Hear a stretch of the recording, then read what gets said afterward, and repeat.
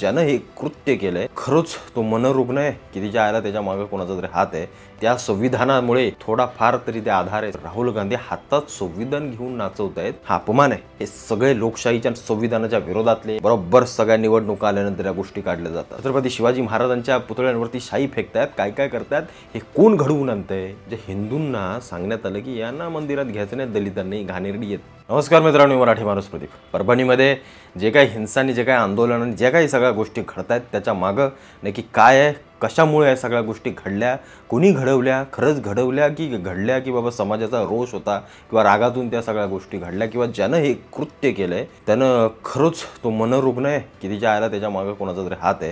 या सगळ्या गोष्टींवरती थोडंसं बोललं पाहिजे, कारण ज्या काही घटना या बाबतीत घडतायत ना, ह्या थोड्याशा कुठेतरी का राजकीय वाटचालीकडे घेऊन चालतात आणि एक असा सुगावा मिळतो राजकीय की इथं नक्कीच काहीतरी पाणी मुरतंय या सगळ्या गोष्टींमध्ये। जे काही झालं बाबासाहेब आंबेडकरांच्या आपल्या पुतळ्याच्या इथे जे काही संविधानाची प्रत त्या काचेच्या याच्यामध्ये ठेवली होती, एका हरामखोर भडव्याने ती प्रत ते काचा वगैरे फोडून त्या सगळ्या गोष्टीची विटंबना केली आणि या सगळ्या गोष्टी जेव्हा त्या तिथल्या बाजूच्या लोकांनी पाहिल्या जमावाने त्याच्यानंतर ते सगळं संतप्त प्रतिक्रिया येणं स्वाभाविक आहे, निश्चित आहे, आली पाहिजे। आपल्या बाबासाहेबांचं संविधान आणि त्या संविधानाचा जर कोणी अपमान करत असेल ना, तर या साल्यांना देशोधडीला लावणं हे आपलं काम आहे, निश्चित आपलं काम आहे। कारण त्या संविधानामुळे आज आपली लोकशाही कुठे काही का असेना थोडाफार तरी ते आधार आहे संविधानाचा आपल्या लोकांना, आपल्या सर्व जनतेनं। नाही तर कोणी काय उत्मात केले असते तिच्याला सांगू शकत नाही आपण।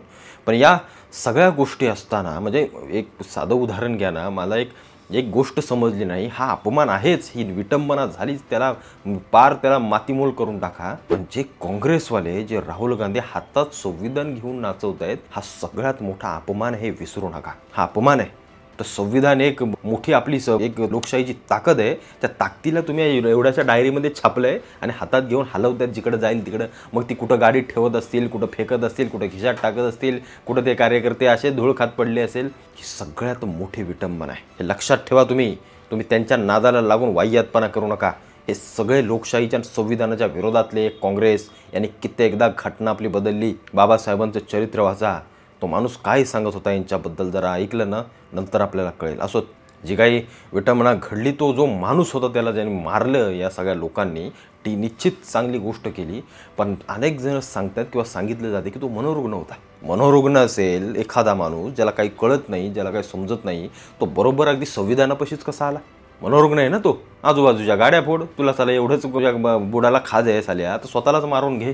तू मनोरुग्ण म्हणून होतोय तर, किंवा तो असशील तर एक सांगतो तुम्हाला, आज इथं भीमा कोरेगाव असेल, आपल्या छत्रपती शिवाजी महाराजांच्या पुतळ्यांची विटंबना असेल, ते तोडणं असेल, संविधानाची विटंबना असेल, या सगळ्या गोष्टी कोणीतरी राजकीय सगळ्या गोष्टीतून हलवत आहे। बरोबर सगळ्या निवडणुका आल्यानंतर या गोष्टी काढल्या जातात।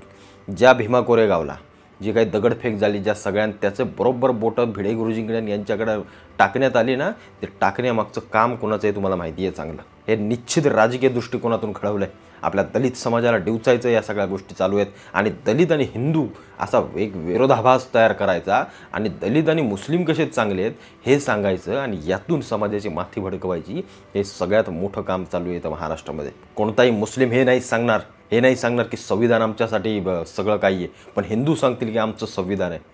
मुस्लिम सांगेल की नाही आम्ही शरीयत आमच्या त्या ह्यालाच मानतो, आम्ही संविधान बाबासाहेबांचं काही मानत नाही। यांना काहीच नाही तुमच्याविषयी, काहीच नाही। हे फक्त एक स्ट्रॅटेजिकली सगळ्या गोष्टी आहेत ज्या तुम्हाला फक्त हे करण्यासाठी आहेत आणि हिंदू आणि याच्यामध्ये वाद लावण्यासाठी आहेत। बघा तुम्ही गावातनं कसे बाहेर राहिला, बघा तुमच्या इथं कसं तुमची विटंबना करण्यात आली, या सगळ्या गोष्टींना जे चालवते ना, हे रॅकेट आणि हे षडयंत्र अत्यंत धक्कादायक आहे। लक्षात ठेवा, आज जे काही परभणीमध्ये घडलं त्याच्यानंतर जो काही हिंसक जमाव आला, त्या सगळ्या पोरांनी गाड्या तोडल्या, कुणाच्या गोरगरिबांची दुकानं वगैरे तोडली, ही सगळी राजकीय दृष्ट्या आलेली लोक आहेत। राजकीय दृष्ट्या छत्रपती शिवाजी महाराजांच्या पुतळ्यांवरती शाई फेकतायत, काय काय करतात, हे कोण घडवून आणतंय हे आपल्याला शोधलं पाहिजे। हे का दाखवतायत या सगळ्या गोष्टी करून की नक्की कसं याच्या मागे राजकारण आखलं जातं आहे आणि आपल्या समाजाची माथी भडकवली जाते, एकमेकांच्या विरोधात आपल्याला झुंजायला ठेवलं जातं आहे, याचा बारीक जरा अभ्यास करणं अत्यंत महत्त्वाचं आहे। हे काही उगाच नाही घडत, असा कोणी माथे फिरू नसतो। तिच्या आईला बरोबर निवडणुकीच्या आधीच लगेच माथे फिरू येतात, बरं सगळे मनोरुग्ण होतात आणि आम्ही गाड्या फोडतो, आम्ही सगळं करतो, आम्ही विटंबना करतो आणि केसेस आमच्यावर पडतात। आजही कित्येक जण 20-20, 25-25 वर्षाच्या आंदोलनांमधली आजही मरतायत त्या जेलमध्ये। घराचं संसाराचं वाटोळं झालं त्यांच्या, हे सगळं फक्त तुमच्या भावनांना हात घातला तो. कारण यांना माहिती आहे, अरे महाराजांना हे केलं ना की ज्याला हिंदू समाज सगळा पेटून उठेल. कारण त्यांच्या भावना आहेत, ते मागचा पुढचा विचार नाही करणार कायद्याचा. अरे महाराजांच्या आमच्या असं झालं, हे भावनिक, ही जी भावनिक तार आहे ना, याला छेडलं जातं. तुमच्या संविधानाचा अपमान केला, दलित पेटून उठेल. एखाद्या मशिदीमध्ये काय असं केलं की तुमचा मुस्लिम पेटून उठेल. या सगळ्या गोष्टी केल्या जातात. जिथं चूक आहे तिथं चूक आहे. ते काय आता संबळमध्ये घडलं ते दाखवू द्या ना, असू द्या ना, तिथं आहे काहीतरी हिंदूंचं म्हणून ते दाखवलं जातं. पण जे पंढरपूरचं विठ्ठल मंदिर हे बौद्धांचं मंदिर आहे, हे जे पेरलं जातं याच्यामध्ये काही तथ्य नाही आहे. तुम्ही अभ्यास करा, जरा बारीक अभ्यास करा सगळ्या गोष्टींचा. आणि जो काही मंदिरामध्ये या काही हरामखोर पुरोगामी विचारांनी या सगळ्या लोकांनी जे हिंदूंना सांगण्यात आलं की यांना मंदिरात घ्यायचं नाही, दलितांनी घाणेरडी आहेत, आणि त्यातून जी दरी निर्माण करण्यात आली ना, ते भोगताय जात आहे. जो हिंदूंवरचा रोष निघतोय ना या दलित समाजाचा, तो हा आहे. म्हणून माझं दलितांना सांगणं आहे की संपूर्ण हिंदू तुमच्या विरोधातला कधीच नाही आहे. ही विचारधारा आहे, ही राजकीय विचारधारा आहे. ही प्रत्येक समाजामध्ये असते, तुमच्यात असते, आमच्यात असते, मुसलमानांमध्ये असते, प्रत्येकामध्ये असते. आणि त्यातून नुकसान फक्त आपलं होतं, फक्त नुकसान आपलं होतं. जे काही परभणीमध्ये घडलं, त्या भडव्याचे तर हातपाय तिथं छाटायला पाहिजे होते ज्याने. तो मनोरुग्ण नाही साला, तो बरोबर आलेला आहे कुठून तरी, आणि त्याला आणलेल्या आणि त्या सगळ्या गोष्टी करवून घेतलेल्या आहेत. ते करवून घेणारे आणि ह्या सगळ्या गोष्टींना वाचा फोडणारे यांचे साल्यांचे पहिले हातपाय छाटले पाहिजेत. यांना पहिले कुठंतरी यांचा बंदोबस्त करावा लागेल. कारण हे असंच घडत राहील, तुमची आमची माती आपण फोडत राहू. आपली गोरगरीब पोरं ज्यांना काय, फोडा गाड्या, फोडा दुकानं, फोडतायत आपले. नंतर जेव्हा पोलीस उचलून घेऊन जातात आणि केसेस पडतात, नंतर कोणी येत नाही दात मागायला. नंतर कोणी येत नाही, अरे तू ना, तू मेलास तिकडे, आम्हाला काय करायचं आहे. त्या सगळ्या गोष्टी बाबांनो आपल्याला थोडंसं विचारपूर्वक कराव्या लागतील. कारण याच्या मागं राजकीय हात असल्याशिवाय कोणतीही गोष्ट घडत नाही. संविधानाच्या जागी आहे. प्रत्येकजण आपापली आस्था आपापल्या जागी ठेवतो. हा देश हिंदूंचा आहे आणि जे काही दलित बांधव आहेत ते देखील हिंदूच आहेत. काढा मागचा इतिहास काढा. पण हे तुम्हाला का फोडण्यात आलं, कशामुळं फोडण्यात आलं, तुम्ही कसे यांच्या विरोधात उभे राहाल, याच्यासाठी जे हात चालतायत ना, ते हात आधी ओळखा बाबांनो. हात ओळखा. आपण एकाच मायेचे पूत, आपण एकाच रक्ताचे, आपण एकाच विचारधारेचे. पण आज म्हणजे सख्खे भाऊ पक्के वैरी अशा काही गोष्टी करून ठेवल्यात. याच्या मागं मी अभ्यास करून बोलतोय म्हणून तुम्हाला सांगतोय, पण याच्या मागचं जे काही षडयंत्र आहे ना, ते ओळखा.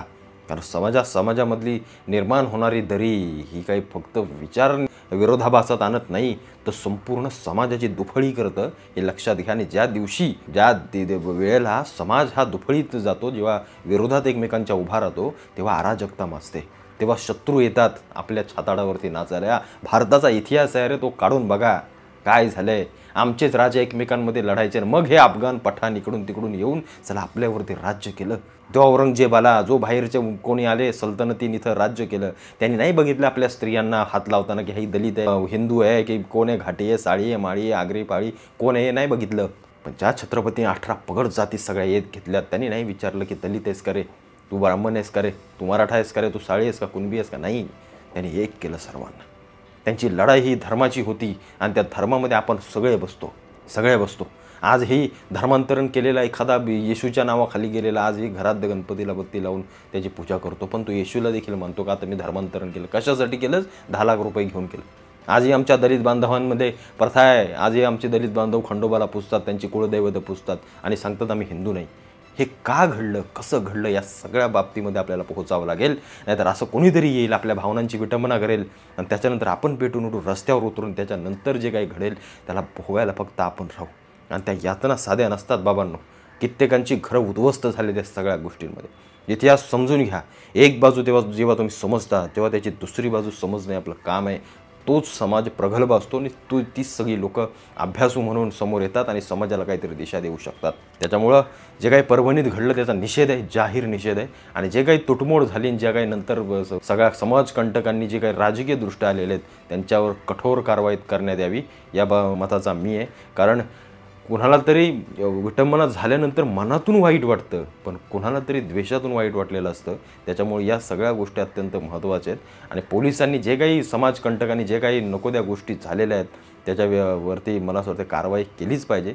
कारण हे कायद्याच्या आपल्या चौकटीत न बसणार आहे.